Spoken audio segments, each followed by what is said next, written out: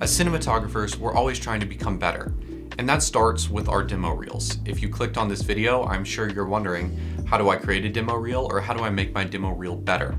And we're going to answer that question in this video by talking about my personal demo reel and breaking that down, and then showing you how to build your own and how to avoid some common mistakes, and how to create a demo reel that really grabs your audience and specifically brings in clients that otherwise might have passed you over. The first and most common mistake I see is people taking their demo reel and making it for Instagram or TikTok or YouTube. Your demo reel is meant to be used for your website. Don't use it as a social media gimmick. Use it as a tool to get clients in the door. So before you even create a demo reel, just keep that in mind, that this is a tool to get clients, not to get likes. So without further ado, let's get into my demo reel and start breaking down how to make one that works for you and gets you clients.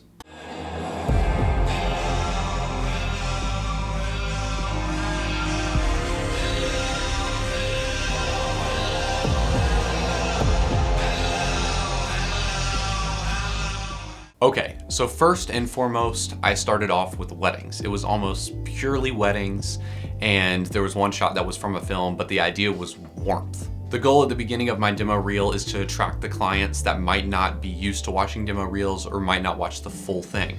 Since I shoot a lot of wedding videos, I want those wedding clients who probably have never seen a demo reel in their life to look over just the weddings, see that, be happy with it, and if they continue watching, great, but I don't want to put those weddings later on in the video and lose the hook that I might have on initially. So if you have clients, specifically weddings or other people who might not be familiar with looking at demo reels or websites or honestly any kind of content creation advertisement, you want to lead with that. I would suggest if you do weddings or you do sports, potentially lead with that.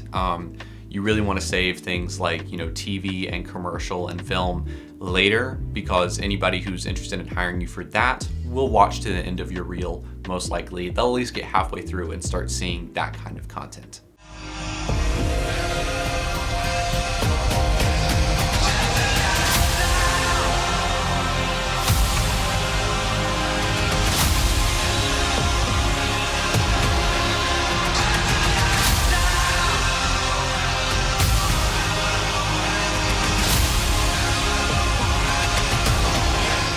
All right, let's stop there.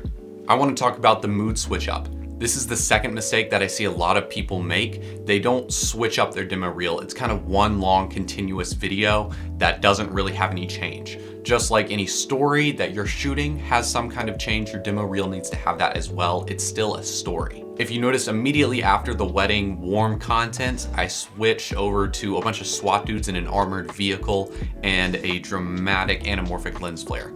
That flare is very intentional, and the SWAT guys are there for a very specific reason. I wanted that clip there to tell my other clients, hey, we shoot on high quality glass and we shoot stuff with high quality clients. We're not just somebody who shoots, random weddings on the weekend. We do all kinds of other stuff too. So when looking for commercial clients, they see that and they not only recognize the kind of quality we're putting out, but they recognize that we work with high profile individuals and companies and government organizations, and they'll typically want that for themselves.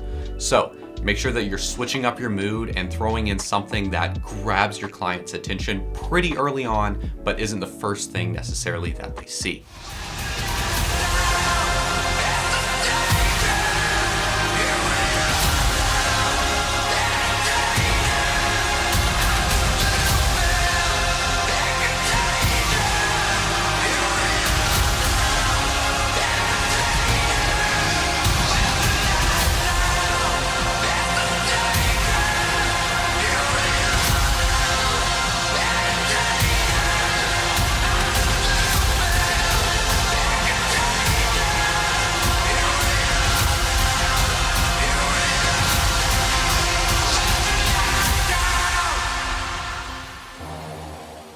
Okay, so I want to talk about the next mistake that I see a lot of people make, and it's their edit. Your editing is incredibly important when it comes to your demo reel. While it's not the most important thing, showing off your cinematography is, and if you have to sacrifice your edit, that's okay. Just don't forget your edit. You need to be mindful of your edit. What that means is towards the middle, cut fast. Cut as fast as you can, get as many shots in as you can, and show your clients, hey, look at all the kind of work I've done with, build up that intensity, because in this day and age, we have very short attention spans. If you start off with a lot of slow shots and you end with some slow shots, make sure the middle is jam-packed full of a lot of quick cuts with a lot of action and camera movement. Show off your camera moves. People want to see that, especially for film, TV, and commercials. They're interested in to know how you operate the camera. So make sure you're showing that off in the middle, and the best way to do that is to cut fast.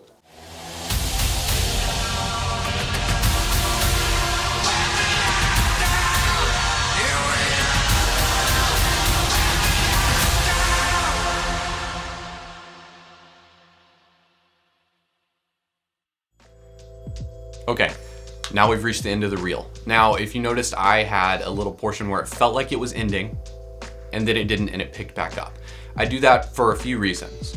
First is I want to show off that actor you might recognize from Netflix shows such as Your Honor and Outer Banks. Cullen Moss, an actor I got to work with, very great guy, wonderful actor, did his job absolutely amazing, made set absolutely wonderful, but that's a talking point for a lot of clients. And so if you have that kind of asset, throw them in as much as possible and slow those moments down so that people can go, I think I recognize that guy. Even though I was saying cut fast in the middle, try and leave some slow moments for, potential, clients to look at, maybe some spotlight individuals or companies. If you've done something for Nike before, even if it's just a spec ad, you can throw that in there and make sure, that logo's seen a little bit. Make sure that that actor or actress is seen a little bit and recognized. It can definitely help you get clients. Now, the next reason I have it kind of slow down and then pick back up is I have a lot of clients that ask, hey, I'd like to see more. Now, typically these are lower end clients who, aren't as familiar with seeing demo reels. They're kind of like, oh, well, it doesn't seem like you've done a lot. It was only a minute and a half. Yes, it's only a minute and a half. It's a demo reel. It's not supposed to be long. Typically hiring clients will look at that and go, your shots look great. We'll book you, or we'll talk about booking you. Let's get coffee, let's get lunch. Typically people who are less familiar with the industry that we're in, that being video and cinematography, will ask more questions. That little, oh, it almost ended. Nope, it's not ended. It's gonna keep going and then it ends. We usually take those clients and make them go, oh, I wanna see more. Oh, there is more. Okay, I'm happy now, I'm satisfied. Not all the time, but it definitely helps with, kind of satisfying that need that they think they have to see more of your work. Of course, if they ask, be prepared to have, some stuff to give them. Having a website is very helpful with that. And if you don't have one of those, I'd suggest you go get one. So next, let's talk about music. I hear a lot of people talk about you need to be choosing the right music, and for a demo reel, you've probably noticed if you've tried to make one or you've made some in the past, it's very, very difficult, especially if you shoot a lot of different kinds of content.